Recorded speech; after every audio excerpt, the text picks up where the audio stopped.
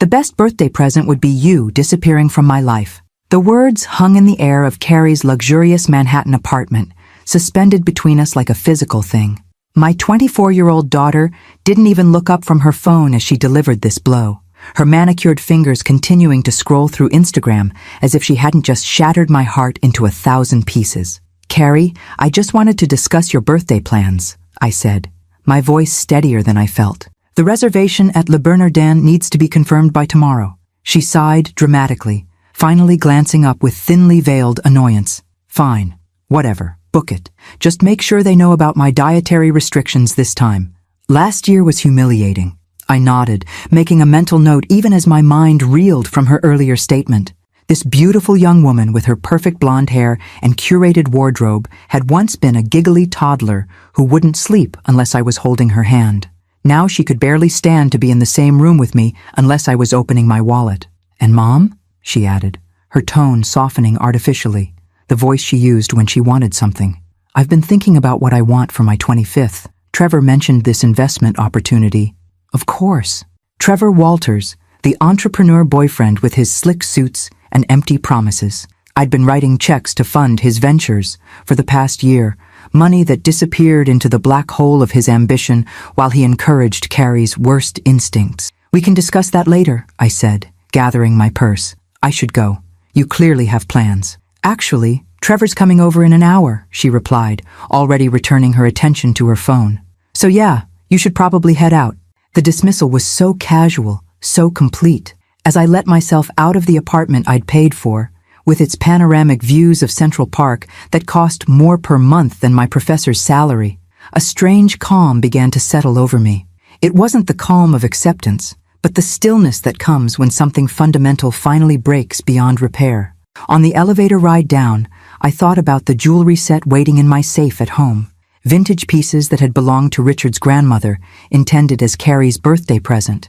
Alongside them was the letter I'd finally written after decades of secrets, revealing the truth I should have told her years ago. At home, I poured a glass of wine and sat at my kitchen table, surrounded by familiar books and the photographs chronicling a life devoted to a daughter who wasn't biologically mine.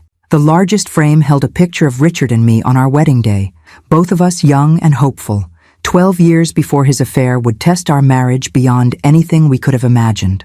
I picked up my phone and called Sarah, my oldest friend and the only person who knew the complete truth. "She wants me to disappear," I said when she answered, not bothering with a greeting. Sarah's sigh carried through the phone. "What happened this time?" I recounted the conversation, including Trevor's latest scheme to access Carrie's trust fund, the money Richard had left her, which she couldn't fully control until she turned 30. "Deanna," Sarah said finally, "you've given that girl everything. Your time, your love, your financial security, and it's never enough. She doesn't know what I've given her," I replied quietly. "That's the problem. Then maybe it's time she learned. You've protected her from the truth for 24 years. Look where that's gotten you both." After we hung up, I sat in my quiet house, surrounded by the ghosts of better days. I remembered the night Richard had confessed his brief affair with Julia, his graduate student. Remembered the shock that came 2 months later when he told me Julia was pregnant and wanted nothing to do with the baby. Remembered my impossible choice, walk away from my marriage or raise another woman's child as my own. I had chosen love, not just for Richard, but for the innocent baby who deserved a home and family. For 14 years, we'd been happy. Richard had been a devoted husband and father, his gratitude for my forgiveness evident in every thoughtful gesture and unwavering support. When he died of a sudden heart attack, Carrie and I had clung to each other in our grief. But somewhere in the decades since, something had changed. The sweet, sensitive teenager had hardened into a woman who measured her worth in designer labels and social media followers, who saw me not as the mother who had chosen her, loved her, sacrificed for her, but as a convenient ATM and occasional embarrassment. I walked to my study and opened my laptop. With methodical precision, I began canceling automatic payments, the rent on Carrie's apartment, her car lease, credit card bills, utilities, the monthly allowance that supplemented her barely there job at a PR firm, kept through connections rather than merit. Next, I drafted emails to my department chair requesting emergency personal leave, to my neighbor asking him to collect my mail, to my bank transferring funds to an account Carrie couldn't access. Finally, I called Sarah again. "I'm doing it," I said.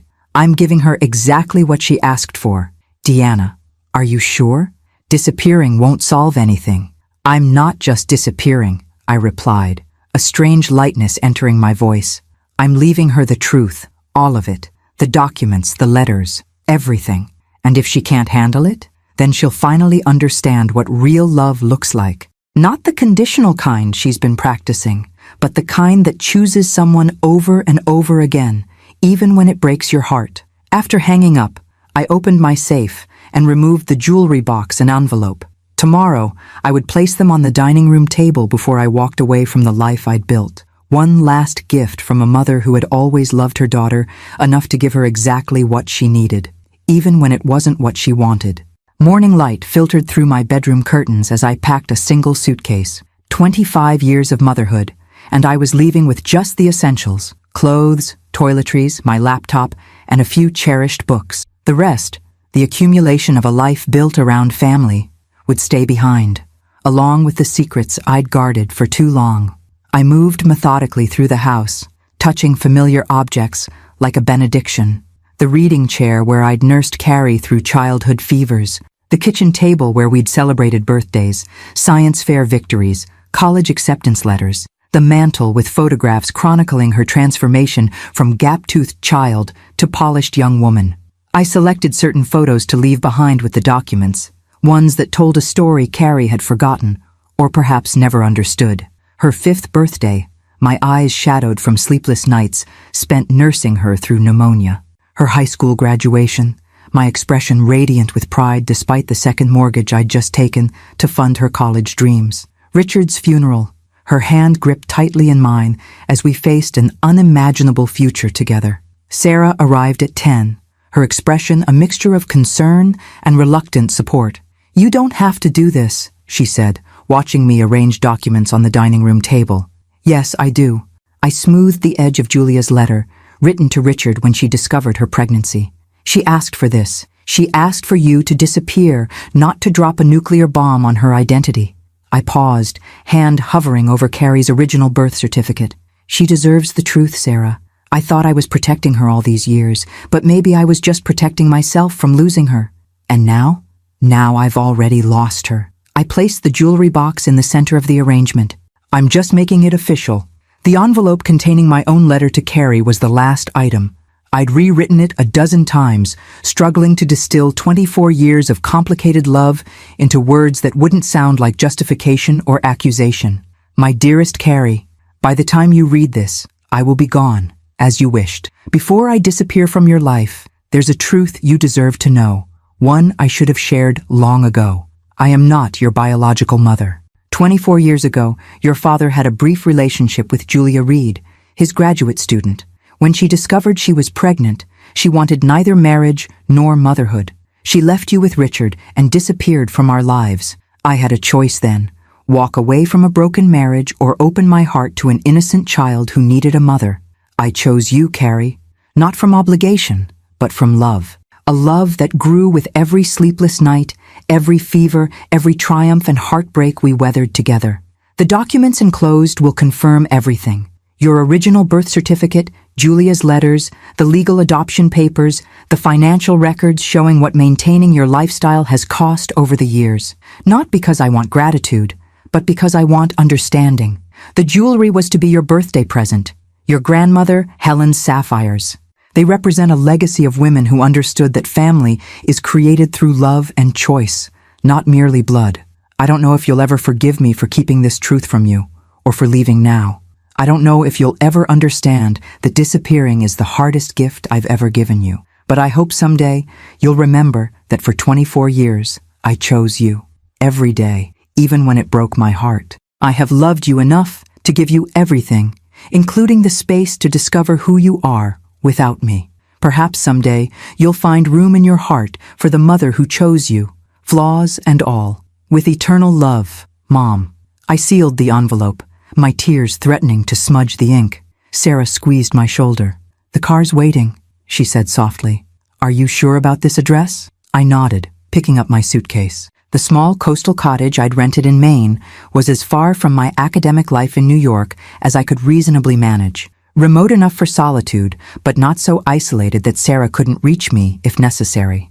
"How long will you stay away?" she asked as we walked to the waiting taxi. "I don't know," I admitted. "Until I find myself again, maybe. Or until Carrie does. And if she tries to find you?" "She won't. Not at first. She'll be too angry. Too hurt." I closed the taxi's trunk. "If that changes, you know how to reach me." We embraced, Sarah's familiar perfume momentarily grounding me in the familiar as everything else in my life shifted. "Take care of yourself for once," she whispered. The taxi pulled away from the only home Carrie had ever known, the house where I'd raised a daughter, buried a husband, and finally lost myself in the process of giving too much. As the familiar streets of our suburb gave way to highway, I felt something unexpected bloom alongside the grief, a tentative freedom. For 24 years, every decision had been filtered through the lens of motherhood. What would be best for Carrie? What would protect her? What would give her the future she deserved? Now, for the first time since a pregnant graduate student had upended my carefully planned life, I was answerable only to myself. The realization was terrifying, exhilarating, necessary. "Where to, ma'am?"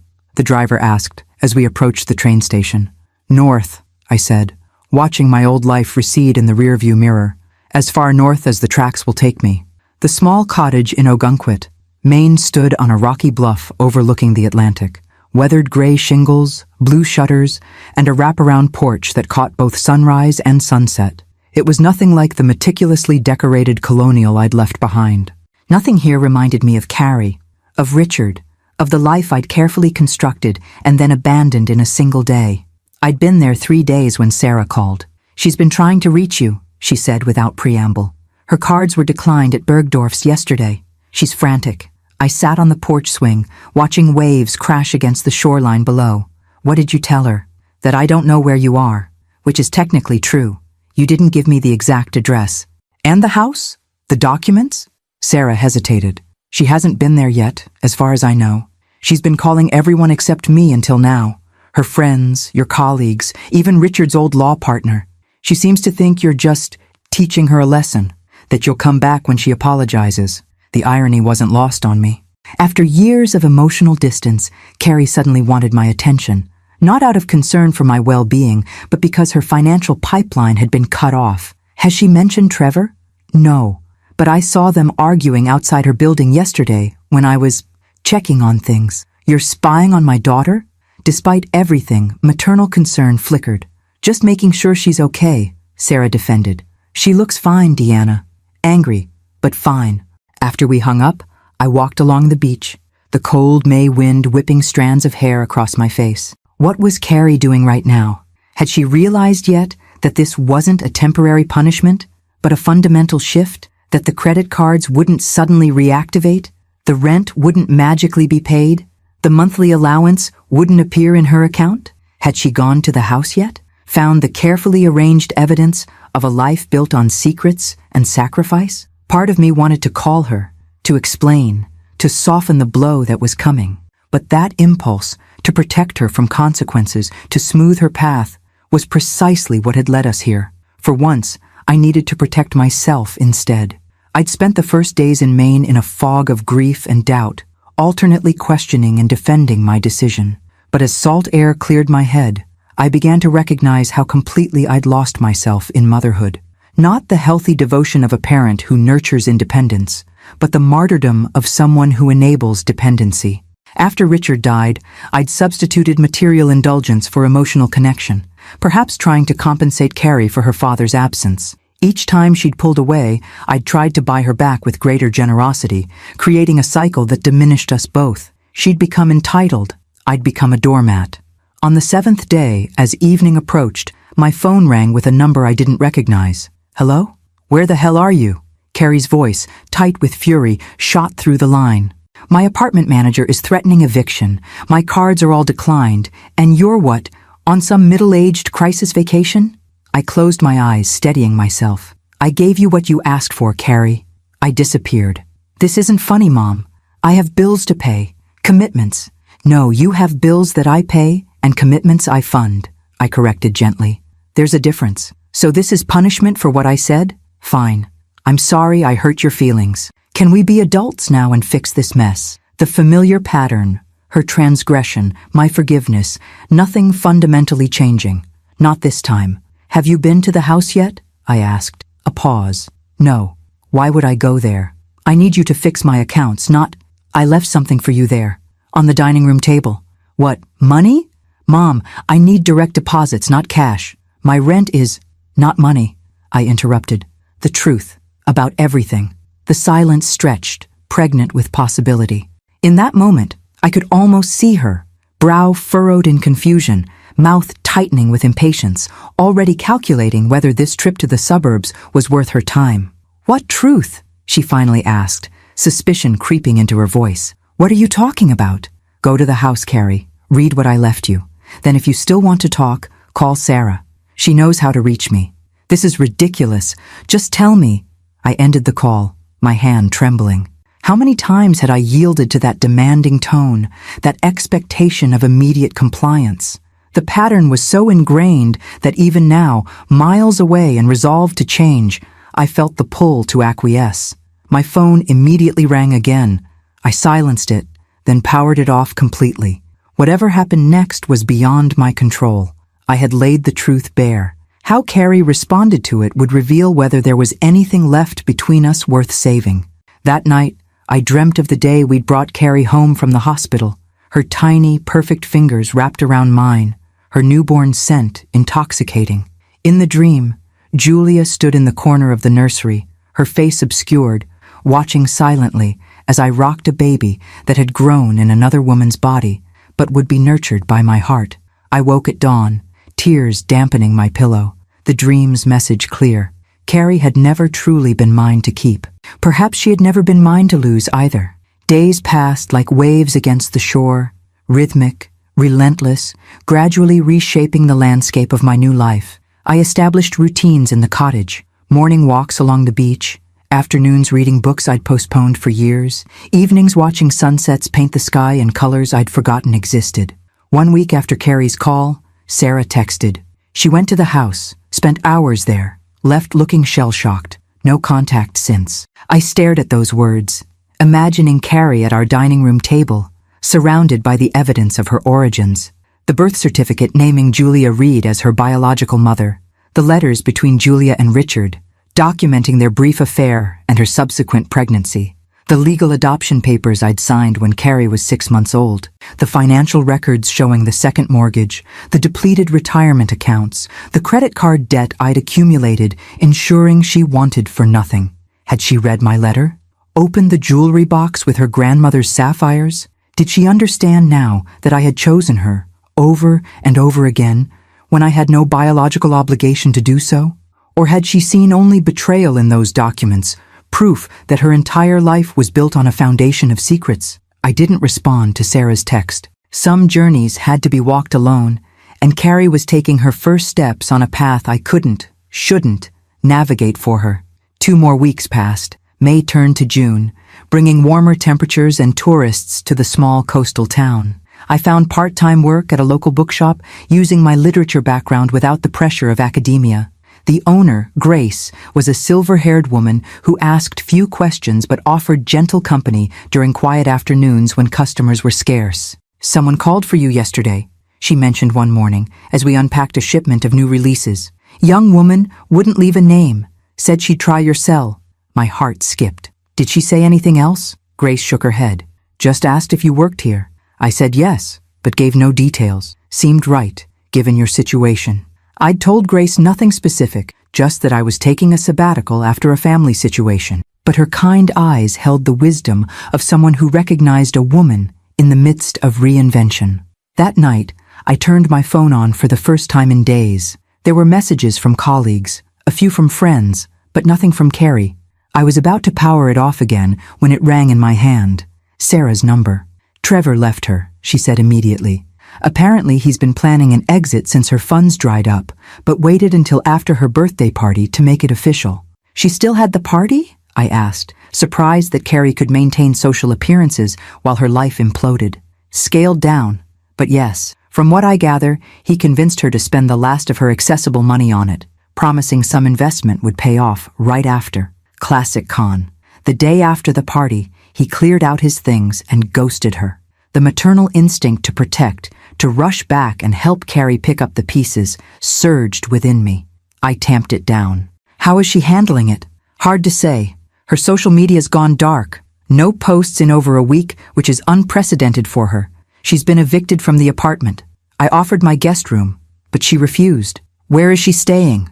Alarm crept into my voice. With a college friend for now. Sarah hesitated. She's been asking questions about Julia. I think she might be trying to find her. The news hit me like a physical blow. Of course Carrie would want to find her biological mother now. The woman who had given birth to her and then disappeared. A mirror image of what I had done, albeit under vastly different circumstances. Should I come back? I asked, suddenly uncertain of the path I'd chosen. No, Sarah replied firmly. This is her journey now, Deanna. You gave her the truth. Let her find her way through it. After hanging up, I walked to the beach, watching stars emerge above the darkening ocean. Somewhere, under the same sky, my daughter was rebuilding her understanding of herself, of me, of Richard, of the family we'd created from complicated beginnings. Was she angry, hurt, relieved to finally understand the subtle wrongness she might have sensed but never named? I thought of Julia, whom I'd met only twice, once when she told Richard about the pregnancy, once when she handed over their newborn daughter. She had been young, ambitious, wholly uninterested in motherhood. Had those feelings changed with time? Would she welcome Carrie into her life if found, or reject her a second time? The protective impulse rose again, stronger. I should go back, shield Carrie from another potential abandonment, help her process this seismic shift in her identity. But then I remembered her words. The best birthday present would be you disappearing from my life. Some gifts, once given, cannot be taken back. Summer settled over the Maine coast like a warm blanket. I established routines that anchored my days. Morning swims in the ocean, afternoons at the bookshop, evenings writing in a journal I'd started to process my evolving emotions. The cottage began to feel less like an escape and more like a sanctuary, a place where I could rediscover the woman who had existed before motherhood consumed my identity. In July, Sarah visited, bringing news from New York like offerings from a world I'd once inhabited. She's working, Sarah said as we walked along the shore, waves lapping at our ankles. Actually working, not the performative role she had at that PR firm. Waitressing at a restaurant in Brooklyn. I absorbed this information, trying to picture Carrie, with her designer sensibilities and carefully maintained manicure, carrying plates and taking orders. Is she okay? I asked, the question inadequate for all I wanted to know. She's different, Sarah replied thoughtfully. Quieter, less concerned with appearances. She sold most of her luxury items to cover debts Trevor left behind. She glanced at me. She's been seeing a therapist, twice a week. That's good, I said, genuine relief washing through me. Carrie had always rejected my suggestions of therapy after Richard died, insisting she was fine, even as her behavior grew increasingly materialistic and distant. She asks about you, Sarah added, bending to pick up a shell. Not directly, but in roundabout ways. How you were when she was little. What your marriage to Richard was like before. Before Julia, I finished. Yes. Sarah handed me the perfect scallop shell she'd found. She tracked Julia down, by the way. My step faltered. And? They met for coffee. Once. Julia was civil but distant, from what Carrie said. Made it clear she has no interest in playing mother now. The knot of anxiety I'd carried for months loosened slightly. Not because I was glad Julia had rejected Carrie. No mother would wish such pain on her child, biological or not. But because my deepest fear had been that Carrie would find in Julia the perfect mother figure to replace me, without the complicated history of secrets and sacrifice. That must have hurt her, I said. I think it clarified things, actually. Sarah gazed out at the horizon. She said something interesting afterward. At least my mom chose me, even if she lied about it. First time I've heard her call you Mom, since you left. That night, after Sarah departed for New York, I sat on the porch watching stars emerge above the water. The shell Sarah had given me rested in my palm, its delicate ridges and perfect symmetry, a natural wonder. Like motherhood, I thought, a common miracle that nonetheless transformed everything it touched. August brought a heat wave and a letter forwarded by Sarah. I recognized Carrie's handwriting immediately. The distinctive slant of her letters, the precise way she formed her G's and I's. For days, I carried it unopened, both longing for and dreading its contents. Finally, one evening as thunder rumbled in the distance, I opened the envelope. Mom, I don't know where to begin. The things I discovered in those documents, about Julia, about you and Dad, about who I am, have forced me to re-examine everything I thought I knew about my life. At first, I was furious. How could you keep this from me? How could you and Dad build our family on a lie? I felt betrayed, lost, like my entire identity had been constructed on a false foundation. But as weeks passed, and especially after meeting Julia, did Sarah tell you? I've started to understand something. DNA doesn't make a mother. Choosing to love someone day after day through tantrums and teenage rebellion and ungratefulness, that's what makes a mother. Julia gave birth to me, but she never wanted me. You had every reason to walk away, from Dad, from me, from the painful reminder of his betrayal, but you didn't. You chose me again and again, even when I gave you every reason to stop choosing me. The financial records you left shocked me most of all. I never realized what you sacrificed to maintain the lifestyle I demanded. The second mortgage on the house, the loans, your retirement, depleted for my tuition. All while I treated you like an ATM, like your only value was what you could provide materially. I've been seeing someone, a therapist. She's helping me understand how entitled I'd become, how I used material things to fill an emptiness I couldn't name. Maybe I always sensed, somehow, that part of my story was missing, and tried to fill that void with possessions, with Trevor's validation, with a curated online persona that had nothing to do with who I really am. I don't know if you can forgive me for how I've treated you. I'm not sure I deserve forgiveness, but I wanted you to know that I'm trying to become someone worthy of the sacrifices you made, someone who understands that real love isn't about what you can get, but what you're willing to give. I miss you, Mom. Not your money or what you could do for me, but you, your wisdom, your quiet strength, the way you always smelled like books and coffee. Whenever you're ready, if you're ever ready, I'd like to start again. Love, Carrie P.S. The sapphires are beautiful. I keep them in their box, a reminder of a legacy I haven't yet earned. Tears blurred my vision as thunder cracked overhead and rain began to fall, nature's percussion accompanying the earthquake in my heart. The letter changed everything and nothing.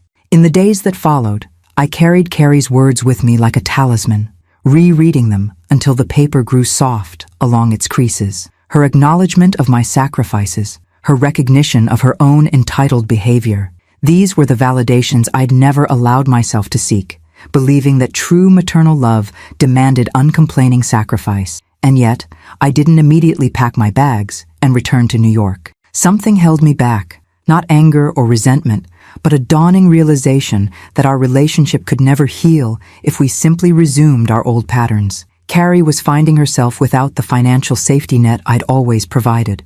I was rediscovering the woman I'd been before motherhood became my defining characteristic. We both needed to complete these journeys before attempting to build something new between us. So I wrote back, a long letter detailing my own regrets and revelations. How I'd enabled her dependency out of guilt over the circumstances of her birth. How Richard and I had planned to tell her the truth when she was 18, but his sudden death had left me terrified of losing her too. How my love for her had always been real, even when the narrative of our family contained deliberate omissions. I ended with an invitation, not to resume our old relationship, but to begin building a new one, based on honesty and mutual respect rather than guilt and obligation. Summer faded into autumn. The tourists departed, leaving Ogunquit peaceful and windswept. I continued working at the bookshop, finding unexpected joy in recommending novels to the locals, who became regular customers. Grace offered me more responsibility, including organizing a series of author readings that drew surprisingly large crowds for a small coastal town in the off-season. Sarah kept me updated on Carrie's progress. She'd moved into a small apartment in Brooklyn that she could afford on her waitressing salary. She'd cut ties with the friends who disappeared when her lifestyle changed. Most surprisingly, she'd enrolled in community college courses in social work, a field so removed from her previous aspirations that I almost didn't believe it until Sarah forwarded a picture of Carrie's student ID. We exchanged emails and occasional phone calls, cautious at first, then gradually more open. I told her about my life in Maine, the bookshop, the friends I'd made, the peace I'd found in simplicity. She shared stories from her restaurant job, her classes, her therapy sessions. We were getting to know each other as adults, without the complicated dynamics that had defined our relationship for so long. In November, Carrie asked if she could visit for Thanksgiving. I agreed, both excited and apprehensive about this next step. The day before her arrival, I found myself obsessively cleaning the cottage, rearranging books, buying groceries for elaborate meals, falling back into the caretaking role I'd always assumed with her. Catching myself mid-frenzy, I put down the cleaning supplies and walked to the beach. The November wind whipped my hair around my face as I reminded myself that this visit wasn't about proving my worth through perfect housekeeping or gourmet meals. This was about two women seeing each other clearly, perhaps for the first time. Carrie arrived on Thanksgiving morning, stepping off the bus with a single duffel bag and an uncertain smile. The physical transformation was startling. Gone were the designer clothes and professionally highlighted hair. This Carrie wore jeans and a simple sweater, her natural brown hair pulled back in a ponytail. But more striking was the change in her eyes, the entitled hardness replaced by something softer, more vulnerable, yet somehow stronger. "Hi, Mom," she said. The familiar greeting now waited with new understanding. We hugged awkwardly, then more genuinely, holding each other on that windy street corner as passengers disembarked around us. The cottage felt smaller with two people, but not uncomfortably so.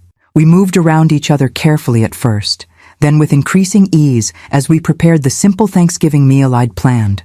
Roast chicken instead of turkey, fresh bread from the local bakery, vegetables from the farmer's market.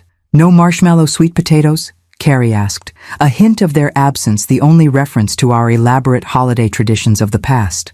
"I thought we might start some new traditions," I replied. That evening, after dinner, we sat on the porch bundled in blankets against the November chill, watching stars emerge above the ocean. The silence between us was comfortable, no longer charged with unspoken resentments or expectations. "I found some of Julia's research papers online," Carrie said eventually. "She's brilliant. Distinguished professor of economics now." I tensed slightly, uncertain where this was leading. "I can see why Dad was attracted to her," she continued. "They probably had that in common. The analytical mind, the ambition." She glanced at me. "But you know what she doesn't have? The capacity to love someone else's child as her own, to choose family over ego. Carrie, you don't need to." "I do, though." She turned to face me fully. "Meeting Julia helped me understand what real motherhood is. She gave birth to me, but you gave me everything else. A home, values, unconditional love, even when I was profoundly unlovable." Tears threatened, but I held them back. "I made mistakes too. Keeping the truth from you for so long was wrong," she acknowledged. "But I understand why you did it. You were trying to protect me in your way. Just like I was trying to protect myself by building a life around things that couldn't reject me." The rest of Thanksgiving weekend unfolded with a delicate balance of honesty and care. We walked the deserted beaches, explored the small-town shops, and spent evenings by the fireplace talking in a way we never had before, as equals, each with our own wounds and wisdom to share. Carrie told me about her first meeting with Julia, the awkward coffee date where her biological mother had been polite but distant, making it clear she had no interest in a relationship. "She kept checking her watch," Carrie said, as if meeting the daughter she gave away was just another appointment to get through. I held back my instinctive defense of the woman, that not everyone is equipped for motherhood, that Julia had at least made the responsible choice to give Carrie to people who wanted her rather than raising her resentfully. Instead, I listened, allowing Carrie to process the rejection in her own way. In turn, I shared stories I'd never told her, about the early days after bringing her home from the hospital, my initial struggle to bond with the living embodiment of Richard's infidelity. The moment that struggle ended when she'd gripped my finger with her tiny hand and stared into my eyes with complete trust. "I should have told you the truth when you were old enough to understand," I admitted. "After your father died, I was so afraid of losing you too. I thought if you knew you weren't biologically mine, you might reject me." "I might have," Carrie acknowledged with surprising self-awareness, "especially during my rebellious phase. I was looking for reasons to push you away even without knowing about Julia." "Why?" I asked, the question that had haunted me for years. She considered this, staring into the fire. I think I always sensed something was off. Not with your love. That was constant. But there was this undercurrent I couldn't name.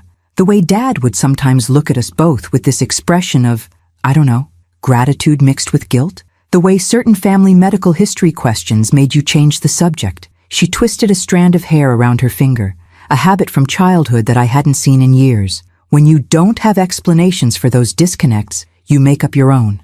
I decided it must be that I wasn't good enough, or that you were hiding disappointment in me. So I tried to make myself immune to your approval by acting like I didn't need it. On Sunday, as Carrie prepared to return to New York, we stood awkwardly in the cottage's small entryway, both aware that this visit had marked a turning point, but uncertain what came next. "You're not coming back, are you?" she asked.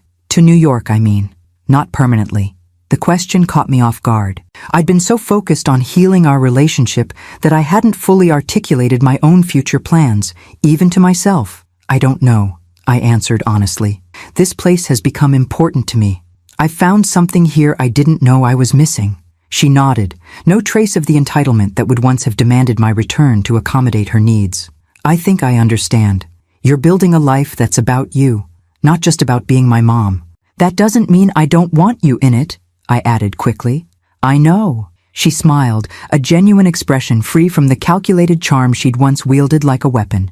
"But maybe we both need separate, healthy lives before we can really be part of each other's." As the bus pulled away, carrying my daughter back to her new life in Brooklyn, I felt a complex mixture of emotions: pride in her growth, hope for our future, and a bittersweet acknowledgement that our relationship would never return to what it had been.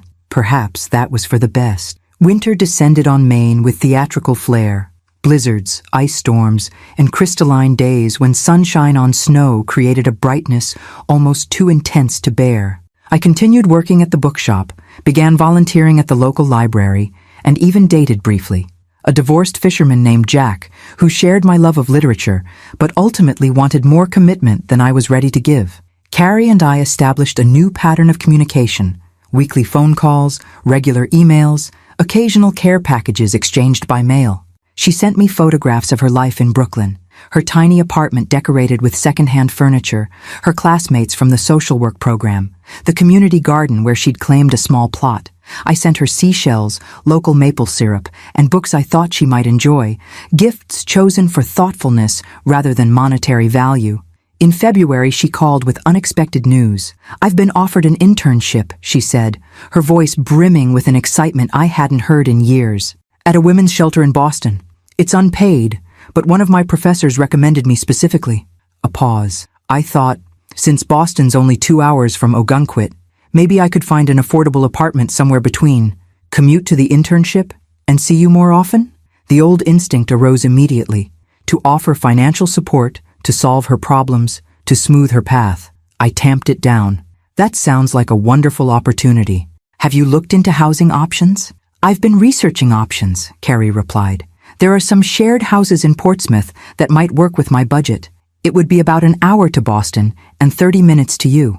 "That sounds sensible," I said, pride blooming at her practical approach. The old Carrie would have found the cheapest apartment in the most expensive neighborhood, then expected me to cover the shortfall. This new version was building her life within her means. "I'd need to stay somewhere while I look at places, though," she ventured. "Maybe with you? Just for a week or so?" "Of course," I said, genuinely pleased at the prospect. Our Thanksgiving visit had been healing but brief. This would give us more time to continue rebuilding our relationship, stone by patient stone. In March, Carrie arrived with 2 suitcases and a determined expression. The winter had been harsh that year, and though calendar spring had technically arrived, stubborn patches of snow still clung to the shadows, and the wind carried a biting chill. "Not exactly the coastal paradise I imagined," she joked, as we unloaded her bags from the taxi. "Wait until June," I promised. "It transforms completely." The cottage felt different with Carrie, as a semi-permanent resident rather than a visitor. We established routines. I took morning shifts at the bookshop while she searched for apartments online and scheduled viewings. Evenings, we cooked together and talked about her upcoming internship, her studies, my growing responsibilities at the bookstore. We were learning to exist in the same space without the old dynamics asserting themselves, no longer caretaker and dependent, but two adults with separate lives that had room for connection. During her second week, as we walked along the winter-ravaged beach, she brought up the topic we'd largely avoided since Thanksgiving. "I've been thinking about Dad a lot lately," she said, hands buried deep in her coat pockets against the chill. "About what he knew, what choices he made." I nodded, giving her space to continue. "He never treated me differently, did he? Even knowing I wasn't biologically yours?" "Never," I assured her. "From the moment he brought you home, you were his daughter in every way that mattered. He adored you." "But he wanted to tell me the truth," she said. "It wasn't a question." "Yes, he believed you had a right to know your origins. We argued about it several times as you got older." I picked up a smooth stone, turning it over in my gloved hands. "He thought we should tell you when you were 16. I was the one who insisted on waiting." "Why?" No accusation in her voice, just genuine curiosity. I thought carefully about my answer, wanting to give her the complete truth she deserved. "Partly to protect you, as I've said, but also, selfishly, to protect myself. I was afraid that if you knew you weren't biologically mine, it might change how you saw me, that I'd become secondary somehow. Instead, keeping the secret created distance anyway," she observed. "Yes," I acknowledged. "I can see that now." The energy it took to maintain that fiction, it affected everything, created this undercurrent of tension neither of us could name. We walked in silence for a while, the rhythmic crash of waves punctuating our thoughts. "After I met Julia," Carrie finally said, "I kept thinking about how DNA is just instructions, chemical coding. It determines eye color and health risks, but not who will sit beside your hospital bed when you're sick, or who will celebrate your achievements, or forgive your worst behavior." She looked at me directly. "Those things aren't inherited. They're chosen. You chose all of that, even when I made it incredibly difficult." Tears pricked my eyes despite the cold wind. "I would choose it again," I said simply. By the end of March, Carrie had found a small apartment in Portsmouth, with a reasonable rent and 2 roommates, graduate students who kept similar hours and shared her newfound appreciation for simplicity. I helped her move in, carefully maintaining the boundary between supportive and over-involved. When she mentioned needing dishes and basic furniture, I bit back the impulse to reach for my credit card, instead suggesting secondhand shops where I'd found good deals for the cottage. The night before her internship began, we had dinner at a small restaurant halfway between our homes. Neutral territory for this new chapter. "Are you nervous?" I asked as she fidgeted with her napkin. "Terrified," she admitted with a laugh. "What if I'm terrible at this? What if all those women see through me immediately? The former princess trying to play social worker." "You're not playing at anything," I said firmly. "You're reinventing yourself based on hard-earned wisdom. That's something the women you'll be working with might actually understand better than most." She considered this, then nodded. "I never thought about it that way. We've all had to start over for different reasons." Spring crept tentatively into southern Maine, transforming the landscape with deliberate patience. Much like Carrie's internship and my own evolving life, the change wasn't dramatic or sudden, but accumulated in small daily shifts. Wildflowers pushing through thawing ground, birds returning with their dawn chorus, daylight stretching longer into the evening. April brought unexpected news from New York. Sarah called one morning as I was preparing to open the bookshop. "Julia Reed is looking for Carrie," she said without preamble. "She showed up at my office yesterday." I gripped the phone tighter. What did she want? To reconnect, apparently. Said their coffee meeting left her with unresolved feelings, and that she's in a different place now, regarding motherhood. Sarah's tone made her skepticism clear. She asked if I knew how to reach Carrie. And? My protective instinct flared immediately. I said I'd pass along her contact information if Carrie wanted it. Nothing more. A pause. "Should I tell her, Deanna?" I closed my eyes, forcing down the surge of fear. This was exactly the scenario I'd dreaded for 24 years. Julia returning, wanting the daughter she'd once abandoned, potentially replacing me in Carrie's heart. "Yes," I said finally. "It has to be Carrie's choice. We can't keep making decisions about her relationship with Julia without her knowledge." After hanging up, I stood in my kitchen, hands braced against the counter as I processed the implications. Julia's reappearance felt like a test of everything Carrie and I had built over the past months. The honesty, the careful boundaries, the new appreciation for each other beyond the biological connection we lacked. That evening, I called Carrie. We'd settled into a routine of twice-weekly calls, respecting each other's separate lives while maintaining our growing connection.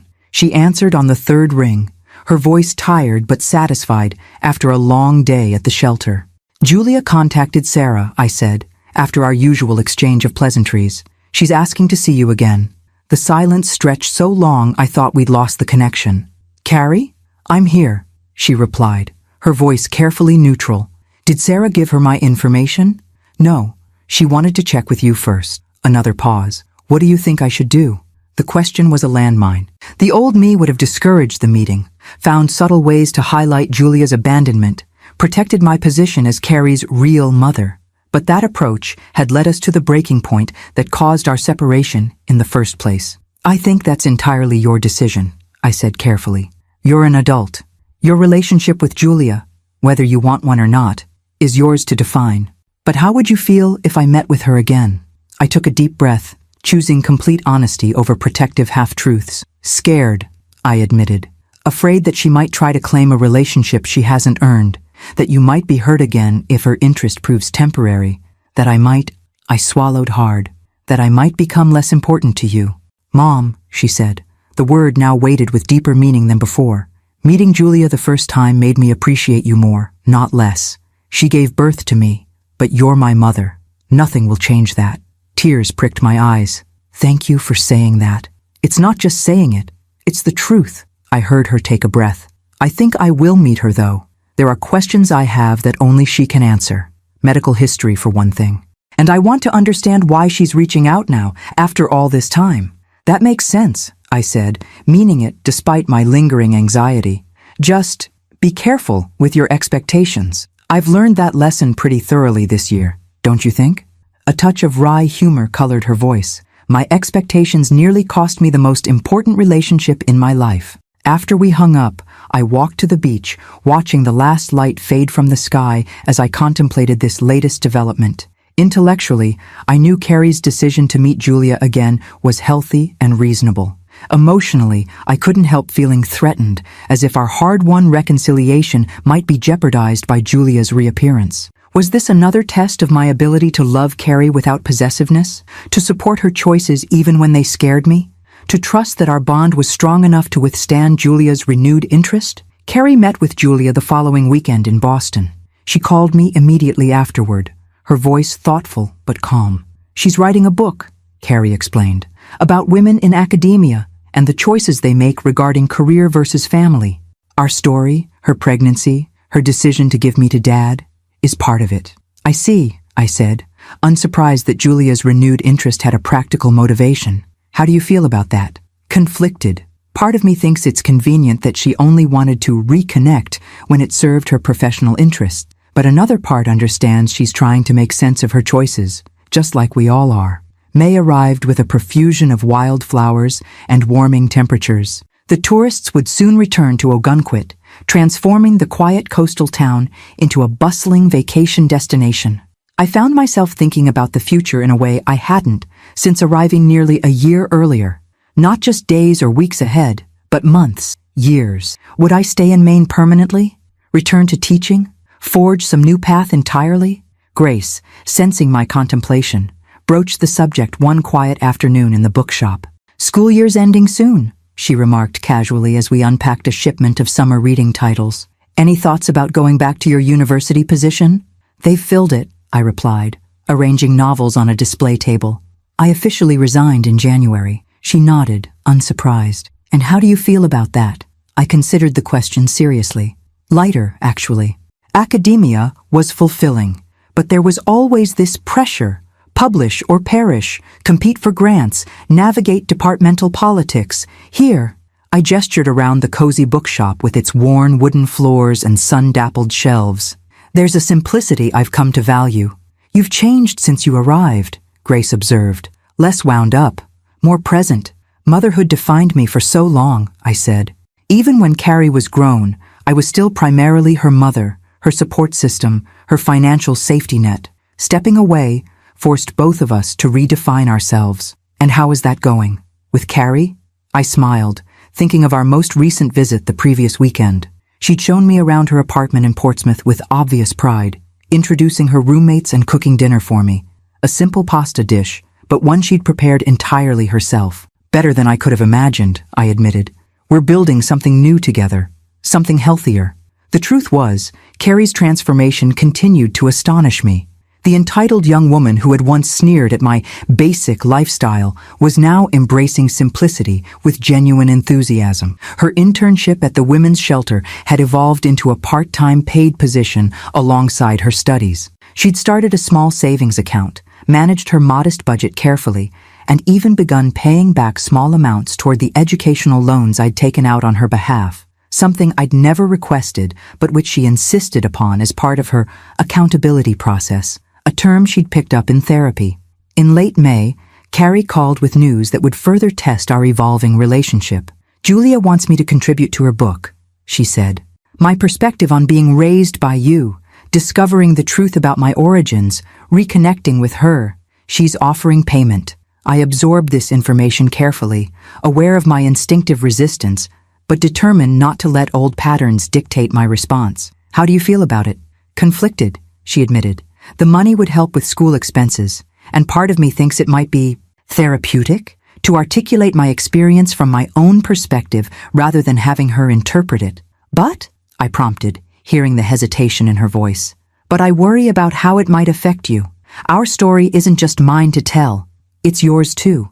And while Julia is approaching this as an academic case study, for us, it's our actual lives." Her consideration of my feelings, so different from the self-centered demands of a year ago, touched me deeply. "I appreciate that, Carrie, but I don't want to stand in the way of something that might be beneficial for you. What if we did it together?" she suggested suddenly. "Not for Julia's book, but something separate. Our story, from both perspectives. What it means to be mother and daughter beyond biology. How we broke and then rebuilt our relationship." The idea caught me off guard. "You mean, write our own book? Why not? You're the literature professor. I'm studying narrative therapy techniques in my social work program. We both have something to say about family, truth, forgiveness." As summer fully arrived in Maine, Carrie and I began working on what we called the project, meeting weekly at a cafe halfway between our homes, sharing written pieces, discussing painful memories and new insights with an honesty that would have been impossible a year earlier. The process was sometimes difficult, but always illuminating, forcing us both to examine our choices, acknowledge our mistakes, and recognize the love that had sustained us through it all. 1 year to the day after I'd left the letter and documents on my dining room table, we met at the cottage to mark the anniversary. The Maine coast was in full summer glory, sailboats dotting the blue horizon, gardens bursting with color, sunshine warming the weathered boards of the porch where we sat with glasses of lemonade. "I've been thinking about what you said that day," Carrie remarked, watching the ocean, "that the best birthday present would be me disappearing from your life." I winced at the memory. "Carrie, you don't need to—" "No, let me finish," she interrupted gently. "You gave me exactly what I asked for, but not in the way I expected. You disappeared physically, but for the first time, you were truly present in my life through those documents, those truths. By leaving, you forced me to see you clearly, not as the ATM I'd reduced you to, but as a woman who chose to love me when she had every reason not to." She reached into her bag and pulled out a small wrapped package. "This is a year late, but happy unbirthday, Mom." Inside was a simple silver frame containing a photograph I'd never seen, Richard holding newborn Carrie, looking at her with pure adoration, while I stood beside them, my expression a complex mixture of uncertainty, determination, and nascent love. "Where did you find this?" I asked, throat tight with emotion. "In Dad's old albums. I think Aunt Sarah took it the day you brought me home from the hospital." Carrie's fingers traced the edge of the frame. "It's us at the beginning, the moment you chose to be my mother, before you even knew if you could love me." "I did love you," I said softly. "Not immediately, perhaps, but fully, completely, once I allowed myself to." "I know," she replied, "and that's what makes you my real mother, not obligation or biology, but choice, daily, difficult choice." As the sun began its descent toward the horizon, painting the sky in impossible colors, I realized that my greatest gift to Carrie hadn't been financial support or material comfort, but the courage to disappear when she needed to find herself, and the patience to return when she was ready to truly see me. Some journeys require separation before reunion is possible. Some truths must break us before they can heal us. Some loves are proven not by what we give, but by what we're willing to let go. The cottage had never looked more beautiful than it did on this June evening, its weathered shingles glowing gold in the setting sun, gardens bursting with early summer blooms. Strings of white lights crisscrossed the backyard, transforming the space into an enchanted wonderland. Laughter and conversation drifted through the open windows as I put the finishing touches on a tray of hors d'oeuvres in the kitchen. "Mom, they're here!" Carrie called from the front porch. I smoothed my dress, a simple linen shift rather than the formal wear I once would have chosen for such an occasion, and joined her outside. A taxi was pulling up, and from it emerged Sarah, elegant as always despite her now fully silver hair, accompanied by Grace from the bookshop and several of my former university colleagues who had made the journey to Maine. "The guest of honor arrives at last," Sarah announced, embracing me warmly. "Though I still don't understand why you insisted on preparing everything yourself when this party is supposed to be celebrating you." "Some habits die hard," I replied with a smile. The occasion was the publication of The Choice, the book Carrie and I had spent the past 3 years writing together. What had begun as casual conversations over coffee had evolved into a full memoir, a dual narrative exploring our complicated journey through secrets, estrangement, and reconciliation. To our surprise and delight, a respected publishing house had picked it up, praising its honest examination of mother-daughter relationships beyond biological connection. More cars arrived, disgorging guests onto the shell-strewn driveway. Carrie's roommates from Portsmouth, now close friends. My neighbors from town. The small, close-knit community I'd built in Maine alongside the relationships I'd maintained from my previous life. Two worlds merging seamlessly as twilight softened the coastal landscape. I found myself watching Carrie as she moved through the crowd, greeting guests with genuine warmth. At 29, she had blossomed into a woman of substance and compassion. Her hair, now worn in its natural brown rather than the artificial blonde she'd once favored, was pulled back in a simple knot. Her dress was elegant but understated, her only jewelry a pair of small sapphire earrings that had been part of her grandmother's set, chosen not for show, but for their connection to family history. After completing her social work degree, she had secured a position at a family services organization in Portsmouth, specializing in supporting adoptive families and children in foster care. The irony wasn't lost on either of us, that her own experience had uniquely qualified her to help others navigate the complex emotions surrounding non-biological family connections. "Your mother would be proud," said a voice beside me. I turned to find Julia Reed, the woman who had given birth to Carrie 29 years earlier. Our relationship had evolved over the years into something neither of us could have anticipated. Not friendship exactly, but a mutual respect built on our shared connection to Carrie. "Thank you for coming," I said sincerely. "It means a lot to her that you're here." Julia nodded, her gaze following mine to where Carrie stood chatting with guests. "Your book is extraordinary," she said. "It must have been difficult to be so vulnerable on the page." "Terrifying," I admitted, "but necessary. For both of us." After our initial work together on the project, Carrie had approached Julia about contributing her perspective. To my surprise, Julia had declined to participate directly, but had offered her blessing for us to share the complete story, including her role in it. "Some stories belong to those who lived them most fully," she told Carrie. "This one belongs to you and Deanna."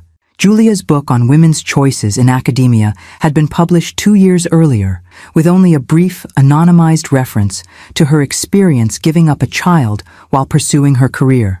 She had sent us both signed copies with a note that read simply, "Different choices, different paths, all valid."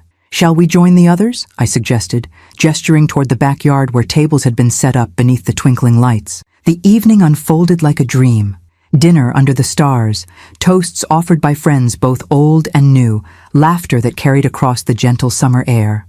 Grace had arranged for the local bookshop to sell copies of The Choice, and to my amazement, a line formed as guests purchased books for us to sign.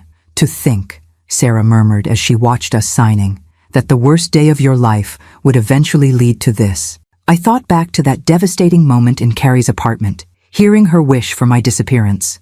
The pain had been unbearable then, but from that breaking point had come a rebuilding neither of us could have imagined. As the night deepened and guests began to depart, I found myself sitting on the porch steps with Carrie, both of us barefoot, shoes abandoned hours earlier. "I have something to tell you," she said, twisting the stem of her wine glass between her fingers. "I've been waiting for the right moment." "Good news or bad news?" I asked, recognizing the mixture of excitement and nervousness in her expression. "Good, I think." She took a deep breath. "I've been approved to become a foster parent. Single, so it's taken longer, but I got the call yesterday." Joy and pride swept through me in equal measure. "Carrie, that's wonderful. When?" "They have a 12-year-old girl who needs placement. Difficult case. She's been in the system a while, has trust issues, pushes people away." Carrie's eyes met mine, a world of understanding passing between us. "Sound familiar?" "A bit," I acknowledged with a smile.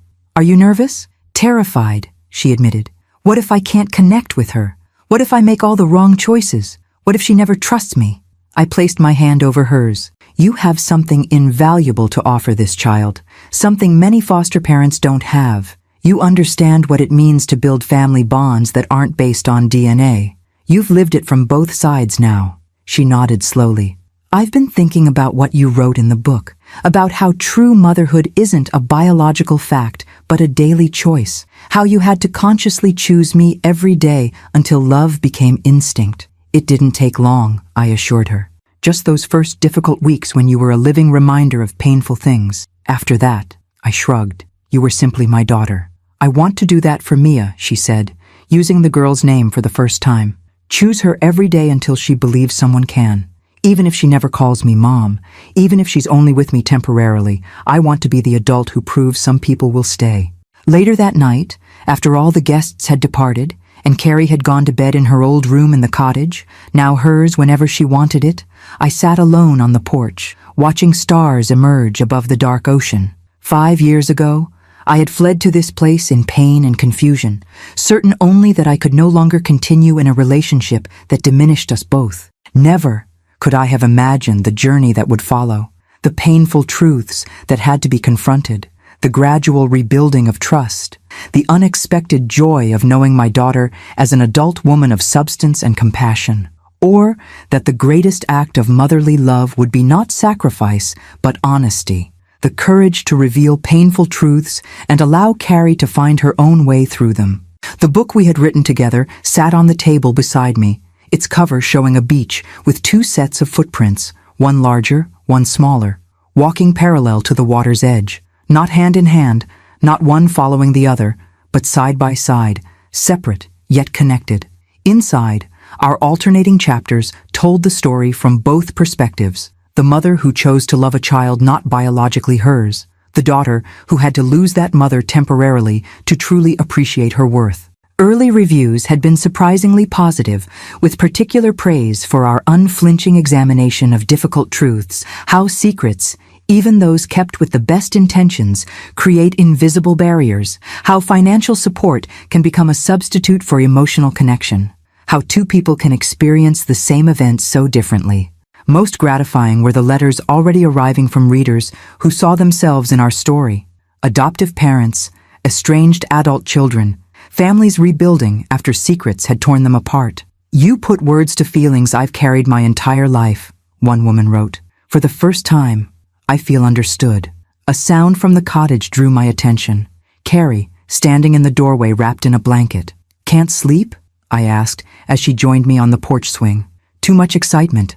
And I keep thinking about Mia, about what her first night with me will be like." I smiled, remembering the anxiety I'd felt bringing newborn Carrie home from the hospital, the terror that I wouldn't know how to love her properly, the fear that she would somehow sense I wasn't her biological mother. "It will be awkward and terrifying and eventually wonderful," I told her, "just like all the most important relationships in life." We sat in comfortable silence, watching the moonlight play across the ocean. The painful past that had once threatened to destroy us had been transformed into something precious, a hard-won wisdom that Carrie would now carry forward to another child in need of chosen love. "Do you ever regret it?" she asked suddenly. Taking me in after what Dad did? All those years of sacrifice? Never, I said without hesitation. Not even during our worst times. Loving you changed me, Carrie. Made me more than I would have been without you. She leaned her head against my shoulder, a gesture so natural now, but one that would have been unthinkable in those last bitter months before our separation. I'm going to make mistakes with Mia, she said softly.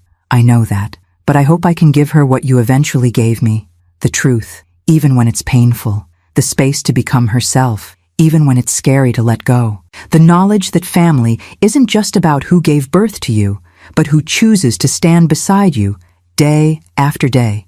In the distance, the lighthouse beam swept across the water, a steady pulse of light guiding ships safely to shore. I thought about the journey Carrie and I had taken, from the broken relationship that had prompted my disappearance to this moment of deep connection.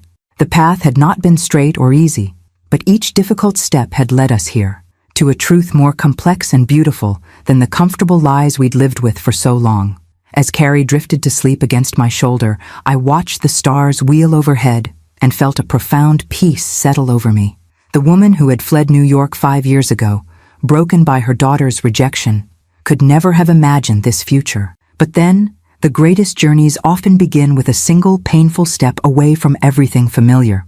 Sometimes we must disappear to be truly seen. Sometimes we must break apart to rebuild something stronger.